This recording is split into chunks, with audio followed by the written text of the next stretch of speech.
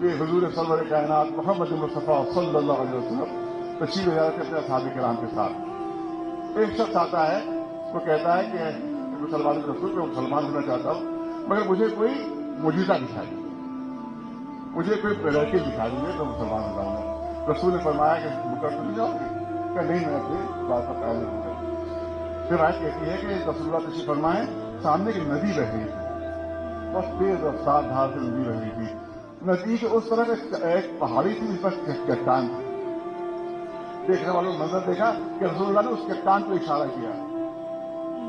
رسول اللہ ندی کے اس طرف ہے، وہ پہاڑی ندی کے اس طرف ہے، اور چٹان بھی اس طرف ہے.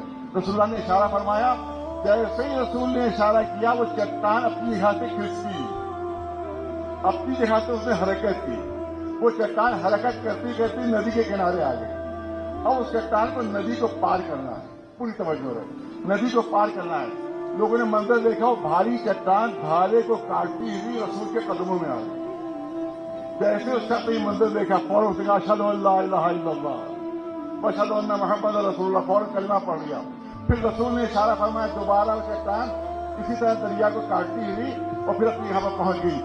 یہ پتھر کی بے جان چٹان ہم مسلمانوں کو کوئی سبق دے رہی ہے، کوئی درس دے رہی ہے. بہت توجہ، آخری جملے، کوئی درس دے رہی ہے. جب یہ پتھر کی بھاری چٹان دریا کے اوپر آئی تھی تو دو نتیجے ہو سکتے تھے کہ یا تو دھارے میں بہہ جاتی، اتنی ہلکی ہو جاتی کہ دھارے میں بہہ جائے، یا اتنی بھاری ہو جاتی کہ ڈوب جائے. توجہ رہے، یا تو اتنی ہلکی ہو جاتی کہ دھارے میں بہہ جائے، یا اتنی بھاری ہو جاتی ڈوب جائے.